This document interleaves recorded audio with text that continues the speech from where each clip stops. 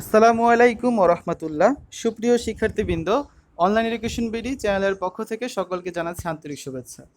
এই ভিডিওটি তৈরি করছি 2022 সালের এইচএসসি পরীক্ষার্থীদের জন্য। তোমাদের পঞ্চম সপ্তাহের অ্যাসাইনমেন্ট প্রকাশিত হয়েছে। তোমাদের মোট 20টি অ্যাসাইনমেন্ট দেওয়া হয়েছে পঞ্চম সপ্তাহে। তো এই ভিডিওতে আমরা আলোচনা করব তোমাদের সমাজকর্ম যে অ্যাসাইনমেন্টটি দেওয়া হয়েছে তার নমুনা উত্তরপত্র নিয়ে। যারা এখন অন্যান্য অ্যাসাইনমেন্টগুলো করোনি, ডিসক্রিপশন বক্সে প্লেলিস্টের লিঙ্ক দেওয়া থাকবে, সেখান থেকে চাইলে তোমরা অ্যাসাইনমেন্টগুলো করে ফেলতে পারো। তো প্রথমে চলো তোমাদের অ্যাসাইনমেন্টের প্রশ্নটি দেখে নেওয়া যাক। সমাজকর্ম প্রথম পত্র, বিষয় কোড হচ্ছে 271। প্রথম অধ্যায় থেকে দেওয়া হয়েছে অ্যাসাইনমেন্টটি। সমাজকর্মের ক্ষেত্রগুলোকে চিহ্নিতকরণ পূর্বক এটি পাঠে ব্যক্তি, দল ও সমষ্টির উন্নতির সম্ভাব্যতা নিরূপণ করো। ঠিক আছে, এখানে দেখো তোমাদের যে ধাপগুলো লিখতে হবে: সমাজকর্মের ধারণা ও বৈশিষ্ট্য, সমাজকর্মের পরিধি, সমাজকর্ম পাঠের প্রয়োজনীয়তা, ব্যক্তি, দল ও সমষ্টির উন্নয়ন, প্রতিরোধ, প্রতিকার ও উন্নয়নমূলক কার্যক্রমের ভূমিকা। ঠিক আছে, তাহলে চলো শিক্ষার্থীরা আমরা তোমাদের এই অ্যাসাইনমেন্টের নমুনা উত্তরপত্রটি দেখে নিই। সমাজকর্মের ক্ষেত্রগুলোকে চিহ্নিতকরণ পূর্বক এটি পাঠে ব্যক্তি, দল ও সমষ্টির উন্নতির সম্ভাবনা নিম্নে নিরূপণ করা হলো। সমাজকর্মের ধারণা ও বৈশিষ্ট্য। সমাজকর্ম হচ্ছে বৈজ্ঞানিক পদ্ধতি নির্ভর একটি সাহায্যকারী ও সক্ষমকারী পেশা, যা সমস্যাগ্রস্ত ব্যক্তি, দল ও সমষ্টি তথা মানুষকে এমনভাবে সাহায্য করে যাতে মানুষ তার বস্তুগত ও অবস্তুগত সম্পদের সর্বোত্তম ব্যবহারের মাধ্যমে নিজেই নিজেদের সমস্যা সমাধানে সক্ষম হয়ে ওঠে। সমাজকর্ম ব্যক্তি, দল ও সমষ্টির সম্পদ ও অন্তর্নিহিত শক্তিকে জাগ্রত করে এবং সমস্যা সমাধান প্রক্রিয়ায় তাদের সক্রিয় অংশগ্রহণ নিশ্চিত করে। তাই সমাজকর্মকে এম্পাওয়ারিং পেশা হিসেবে অভিহিত করা হয়। আধুনিক শিল্প সমাজের বহুমুখী ও জটিল সমস্যা মোকাবিলার জন্য সমাজকর্ম পেশার উদ্ভব হয়েছে। যদিও পেশাদার তথা আধুনিক সমাজকর্মের শিকড় প্রথিত রয়েছে পারস্পরিক সহমর্মিতা, সহানুভূতি ও ধর্মীয় অনুপ্রেরণায় পরিকল্পিত স্বেচ্ছাসেবী সমাজসেবা কার্যক্রম ও প্রচেষ্টার মধ্যে। সমাজকর্ম একটি বিজ্ঞান ও কলা যা ব্যক্তি, দল ও সমষ্টির সমস্যা মোকাবিলায় বৈজ্ঞানিক পদ্ধতি নির্ভর প্রাতিষ্ঠানিক ও পেশাগত কর্মকাণ্ড পরিচালিত করে। শিল্পভিত্তিক সমাজ ব্যবস্থা জটিল থেকে জটিলতর হওয়ার প্রেক্ষাপটে সমাজকর্ম পেশার আবির্ভাব হয়েছে। সমাজকর্ম সামাজিক বিজ্ঞানের একটি গুরুত্বপূর্ণ শাখা, যার সূচনা ও বিকাশ একদিনে হয়নি। বস্তুত সর্বজনীন মানব মর্যাদা ও মানবাধিকারকে সমুন্নত রেখে মানব কল্যাণ নিশ্চিতকরণ প্রচেষ্টার একটি অংশ হিসাবে সমাজবিজ্ঞান, মনোবিজ্ঞান, রাষ্ট্রবিজ্ঞান, অর্থনীতি, নৃবিজ্ঞান, মনোচিকিৎসা সহ বিজ্ঞানের অন্যান্য শাখার জ্ঞান ও দক্ষতার সমন্বয়ে সমাজকর্ম একটি সমন্বিত ব্যবহারিক সামাজিক বিজ্ঞান হিসেবে আত্মপ্রকাশ করেছে। শিল্প বিপ্লবোত্তর সময়ে মানুষের জীবনযাত্রার সামাজিক ও অর্থনৈতিক গতিশীলতার পাশাপাশি সৃষ্টি হয় মনোসামাজিক সংকট ও সমস্যা। এই সংকট ও সমস্যা ক্রমেই জটিল আকার ধারণ করলে প্রচলিত সমাজ কল্যাণ ও সমাজসেবা অপ্রতুল, অপর্যাপ্ত ও অকার্যকর হয়ে ওঠে। এই প্রেক্ষাপটে নতুনভাবে বৈজ্ঞানিক পদ্ধতি নির্ভর সাহায্য ও সেবামূলক ব্যবস্থা গড়ে তোলার প্রয়োজনীয়তা দেখা দেয়। এর ফলশ্রুতিতে বৈজ্ঞানিক জ্ঞান ও দক্ষতা নির্ভর পেশাগত কর্মকাণ্ড হিসাবে সমাজকর্মের সূচনা হয়। ইংল্যান্ডে সর্বপ্রথম সমাজকর্মের সূত্রপাত হলেও আমেরিকায় পেশাদার সমাজকর্মের ধারণা, পদ্ধতি ও কৌশল পূর্ণতা লাভ করেছে। সমাজকর্মের বিকাশে যারা বিশেষ অবদান রেখেছেন তারা হলেন Jane Addams, Mary Allen Richmond এবং উইলিয়াম হেনরি বিভারিস। সমাজকর্ম মূলত বৈজ্ঞানিক পদ্ধতি নির্ভর একটি পেশাগত কর্মকাণ্ড, যা মানুষকে তার সামাজিক ভূমিকা পালন ক্ষমতার সংরক্ষণ, সমৃদ্ধিকরণ, উন্নয়ন ও পুনরুদ্ধারে সক্রিয় ও সক্ষম করে অনুকূল সামাজিক পরিবেশ সৃষ্টিতে ভূমিকা পালন করে। তো এটা আমাদের সমাজকর্মের ধারণা। তারপর আমরা সমাজকর্মের বৈশিষ্ট্য দেখি। সমাজ প্রতিনিয়ত গতিশীল ও পরিবর্তনশীল। গতিশীল ও পরিবর্তনশীল সমাজে মানুষ যখন সামাজিক পরিবেশের সঙ্গে আন্তঃক্রিয়ায় সক্ষম হয় না, তখন সমাজকর্মী পরিবর্তন প্রক্রিয়ায় তাকে সামঞ্জস্য বিধানে সক্ষম করে তোলে। এক্ষেত্রে সমাজকর্মী গ্রহণ ও সংযুক্তি, তথ্য সংগ্রহ ও অবস্থা নিরূপণ, পরিকল্পনা ও চুক্তি, হস্তক্ষেপ ও পরিবীক্ষণ এবং মূল্যায়ন ও সমাপ্তিকরণ ইত্যাদি সুনির্দিষ্ট ধাপসমূহ অনুসরণ করে থাকে, যা সমাজকর্মের অন্যতম বৈশিষ্ট্য। তারপর দেখো আমাদের পরবর্তী পয়েন্ট হচ্ছে সমাজকর্মের পরিধি। সমাজকর্মের পরিধি বলতে সাধারণত সমাজকর্মের অনুশীলন বা প্রয়োগ ক্ষেত্রকে বোঝায়। সমাজকর্মের ব্যবহারিক বা প্রায়োগিক দিক নিয়েই এর পরিধি নির্ধারিত হয়। পেশা হিসেবে সমাজকর্ম মানুষকে তার পরিবেশের সাথে সামঞ্জস্য রেখে কার্যকরভাবে আন্তঃক্রিয়ায় সাহায্য করে, তাই এর পরিধি ব্যাপক ও বিস্তৃত। বৃহৎ দৃষ্টিকোণ হতে সমাজের অধিক সংখ্যক মানুষের দৈহিক, মানসিক, আবেগীয়, আধ্যাত্মিক ও আর্থিক প্রয়োজন পূরণ এবং কল্যাণ সাধনই সমাজকর্মের অন্তর্ভুক্ত। সমাজকর্মের অন্তর্ভুক্ত হলো সেসব আইন, কর্মসূচি, সুযোগ সুবিধা ও সেবামূলক কার্যক্রম যেগুলো জনগণের কল্যাণের জন্য শিক্ষিত মৌলিক প্রয়োজনাদি পূরণের নিশ্চয়তা বিধান বা জোরদার ও উত্তম সামাজিক শৃঙ্খলা রক্ষায় নিয়োজিত। সমাজকর্ম পেশার বিকাশে এবং এর কার্যক্রমগুলো কতগুলো ধারা, যেমন যত্ন নির্ভর, প্রতিকারধর্মী, পরিবর্তনমূলক, সেবামূলক, ক্ষমতায়নমূলক সংযুক্ত করেছে, যা সমাজকর্মের ক্ষেত্রকে বিস্তৃত ব্যাপক করার ক্ষেত্রে গুরুত্বপূর্ণ ভূমিকা রেখেছে। সমাজকর্মের অন্তর্ভুক্ত বিষয় হচ্ছে মানুষ ও তার পরিবেশ এবং এমনকি প্রতিবেশ, যা মানুষের উপর প্রভাব বিস্তার করে থাকে। সমাজ ও সামাজিক সমস্যা নিয়ে সমাজকর্ম আলোচনা করে থাকে। সামাজিক সমস্যার স্বরূপ, প্রকৃতি, কারণ ও প্রভাব বিশ্লেষণে প্রয়োজন সামাজিক গবেষণা। তাই সমাজকর্মের বিস্তৃত পরিধির আওতায় সামাজিক গবেষণা অন্তর্ভুক্ত। সামাজিক উন্নয়ন নিশ্চিতকরণ সমাজকর্মের অন্যতম লক্ষ্য।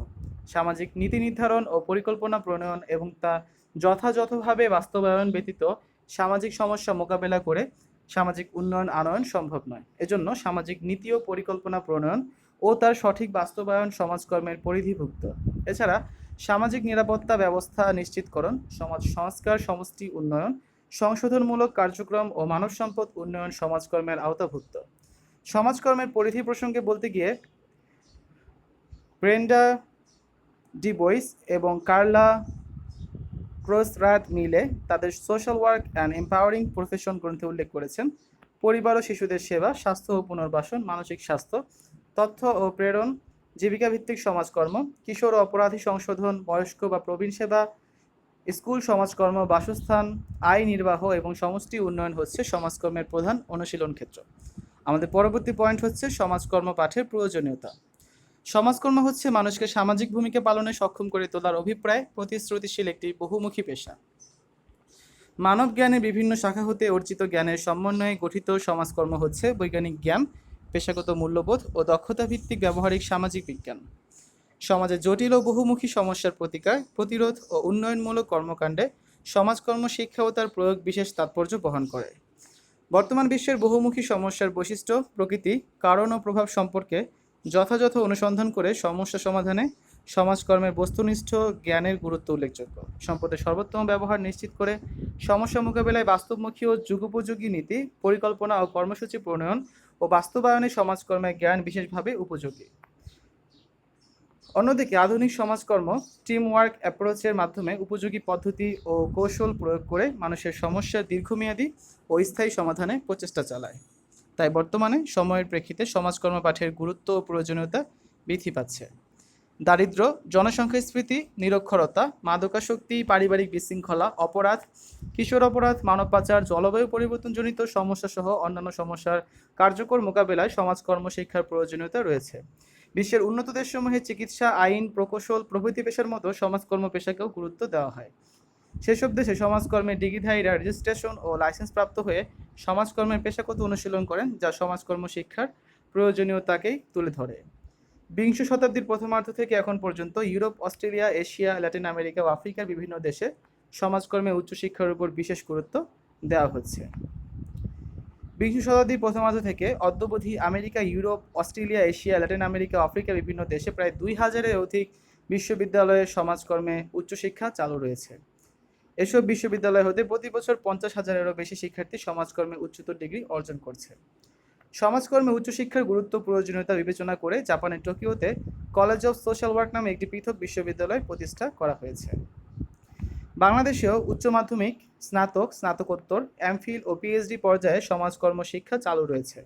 বাংলাদেশের 5টি সরকারি বিশ্ববিদ্যালয় সহ জাতীয় বিশ্ববিদ্যালয়ের অধীনে প্রায় 100টির মতো কলেজের সমাজকর্মের স্নাতক প্রোগ্রাম চালু আছে। এছাড়া কিছু বেসরকারি বিশ্ববিদ্যালয়ে সমাজকর্ম শিক্ষা শুরু হয়েছে।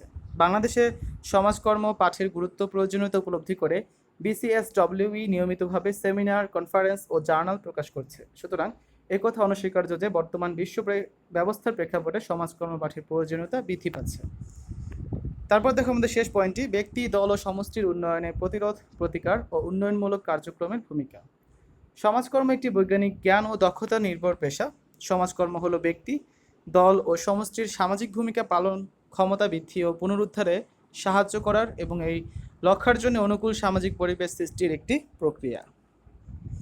সমাজকর্মের সাহায্য প্রক্রিয়ার মৌলিক পদ্ধতি 3টি, যথা ব্যক্তি সমাজকর্ম, দল সমাজকর্ম এবং সমষ্টি সংগঠন ও সমষ্টি সমাজকর্ম।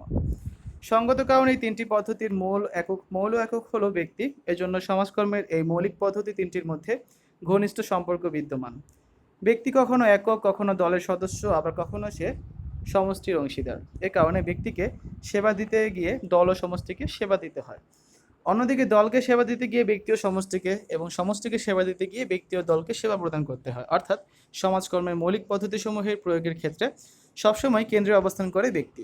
প্রথমত, ব্যক্তির সমস্যা সমাধানে প্রয়োগ করা হয় ব্যক্তি সমাজকর্ম, কিন্তু ব্যক্তি যেহেতু দল ও সমষ্টির একক, সেহেতু ব্যক্তি সমাজকর্ম প্রয়োগের সাথে সাথে ব্যক্তির সমস্যার যথাযথ সমাধানে দল সমাজকর্ম ও সমষ্টি সমাজকর্মের প্রয়োগের প্রয়োজনীয়তা দেখা দেয়। দ্বিতীয়ত, ব্যক্তি সমাজকর্মের উদ্দেশ্য হলো ব্যক্তিকে তার সামাজিক ভূমিকা পালন ক্ষমতার পুনরুদ্ধারে সহায়তা করার লক্ষ্যে অনুকূল পরিবেশ সৃষ্টি করা। এক্ষেত্রে ব্যক্তির সমস্যা সমাধানের সাথে সাথে দল ও সমষ্টিতে ব্যক্তি যাতে তার যথাযথ ভূমিকা পালন করতে পারে সেক্ষেত্রেও তাকে সক্ষম করে তোলা হয়। তৃতীয়ত, দল সমাজকর্ম সাধারণত দলকে কেন্দ্র করে পরিচালিত হয়। গঠনমূলক দলীয় অভিজ্ঞতার মাধ্যমে দলের সদস্যদের সামাজিক ভূমিকা পালনে সহায়তা করা দল সমাজকর্মের মূল লক্ষ্য। কিন্তু দল গঠিত হয় কিছু ব্যক্তিকে নিয়ে, আবার দল হলো সমষ্টির একক। সুতরাং দলের উদ্দেশ্য অর্জন করতে গিয়ে ব্যক্তিকে প্রাধান্য দিতে হয়। চতুর্থত, সমষ্টি সমাজকর্মের মূল উদ্দেশ্য হলো বস্তুগত ও অবস্তুগত সম্পদের সুষ্ঠু ব্যবহারের মাধ্যমে সমষ্টির জনগণের আর্থসামাজিক উন্নয়ন ও সামগ্রিক কল্যাণ নিশ্চিত করা। সুতরাং সমষ্টির পূর্ণাঙ্গ কল্যাণ সাধন দল ও ব্যক্তিকে বাদ দিয়ে কিন্তু সম্ভব নয়।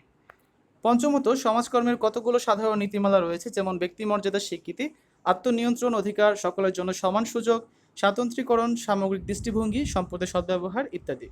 সমাজকর্মের এই নীতিসমূহ সকল মৌলিক পদ্ধতির ক্ষেত্রে সমান গুরুত্ব দিয়ে প্রয়োগ করা হয়। ষষ্ঠত, ব্যক্তিকেন্দ্রিক সমস্যা সমাধান যেমন একক কোনো কারণে সৃষ্টি হয় না, তেমনি সমস্যার সমাধানও একক পদ্ধতি প্রয়োগের মাধ্যমে সম্ভব নয়। ব্যক্তির সমস্যা সমাধানের জন্য যেমন সমষ্টি সম্পদ ব্যবহারের প্রয়োজন হয়, তেমনি দলের অন্যান্য সদস্যের সাহায্য প্রয়োজন হয়। সুতরাং বলা যায়, ব্যক্তি সমাজকর্ম, দল সমাজকর্ম এবং সমষ্টি সংগঠন ও সমষ্টি উন্নয়ন, অনুশীলন ও প্রয়োগ একে অপরের সাথে ওতপ্রোতভাবে জড়িত। ব্যক্তি হলো সমাজকর্ম অনুশীলনের মৌলিক একক, তাই সমষ্টি কেন্দ্রিক হোক কিংবা দল কেন্দ্রিক হোক, সমাজকর্ম অনুশীলন করতে যাওয়া হোক না কেন, ব্যক্তি সমাজকর্ম ব্যতীত সুষ্ঠুভাবে পরিচালনা করা সম্ভব নয়। ব্যক্তি হলো সমাজকর্ম অনুশীলন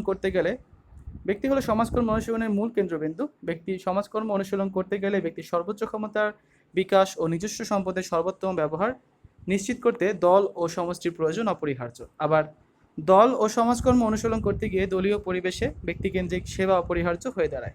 অন্যদিকে প্রয়োজন দেখা দেয় সমষ্টির সম্পদেরও। সুতরাং দেখা যাচ্ছে সমাজকর্মের মৌলিক পদ্ধতিগুলো পরস্পর ঘনিষ্ঠভাবে সম্পৃক্ত। তো শিক্ষার্থীরা, এই ছিল তোমাদের 2022 সালে এইচএসসি পরীক্ষার্থীদের পঞ্চম সপ্তাহের সমাজকর্ম বিষয়ক যে অ্যাসাইনমেন্টটি দেওয়া হয়েছে তার একটি নমুনা উত্তরপত্র। তো আজ এ পর্যন্তই। সবাই ভালো থাকবে। আল্লাহ হাফেজ।